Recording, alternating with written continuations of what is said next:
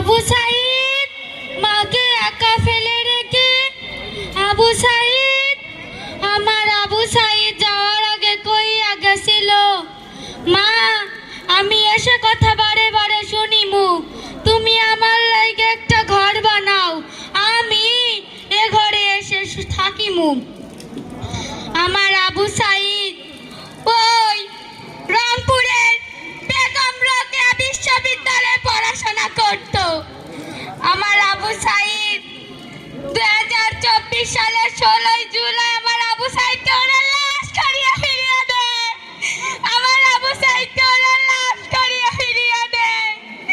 আমার বেঁচে থাকার আশা সব ভেঙে চুরমার করে দিল ওরা। আমার বেঁচে থাকার আশা ভেঙে ওরা চুরমার করে দিল। বাবারা তোমরা আমার আবু সাইদের খুনের বিচার করো। বাবারা তোমরা আমার আবু সাইদের খুনের বিচার করো। ও আল্লাহ তুমি আমার আবু সাইদের খুনের বিচার করো। আল্লাহ তুমি আমার আবু সাইদের খুনের বিচার করো। জানো বাবারা আমার আবু সাইদ 5 ওয়াক্ত নামাজ পড়তো, সবার জন্য দোয়া করতো। তোমরাও 5 ওয়াক্ত নামাজ পড়বা, সবার জন্য দোয়া করবা। আমি চাই না আমার মতো আর একটা মায়ের কোল খালি হোক। আমি চাই না আমার মতো আর একটা মায়ের কোল খালি হোক।